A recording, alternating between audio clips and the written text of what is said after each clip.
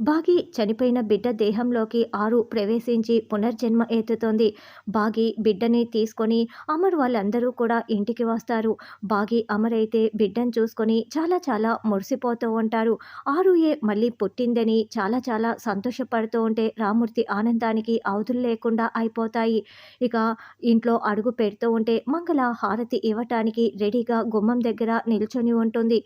మంగళ హారతి ఇస్తూ ఉంటే "ఏయ్ ఆగవే" అని రామూర్తి అనడంతో అందరూ షాకింగ్‌గా చూస్తూ ఉంటారు.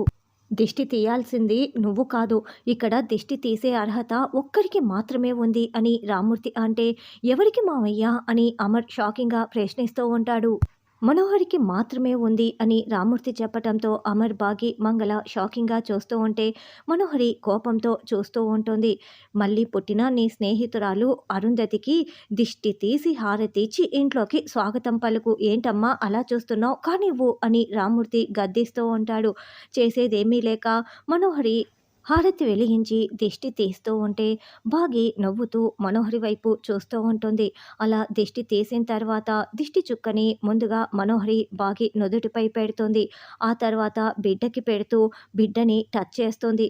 అయితే బిడ్డకి బొట్టు పెట్టగానే మనోహర్‌కి కరెంట్ షాక్ కొట్టినట్లుగా చేతిని వెనక్కి తీసుకొని అబ్బా!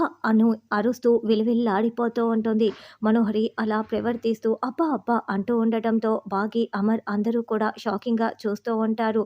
ఇక్కడ పునర్జన్మ ఎత్తిన ఆరు మనోహరికి ఇంకా ఏ విధంగా చుక్కలు చూపించనుంది? ఇప్పుడు బొట్టు పెట్టగానే ఇలా కరెంట్ షాక్ కొట్టినట్లుగా చేసిందంటే ముందు ముందు మనోహరి ఇంకా ఎన్ని తిప్పలు పడనుంది అన్నది రానున్న ఎపిసోడ్‌లో తెలుసుకుందాం.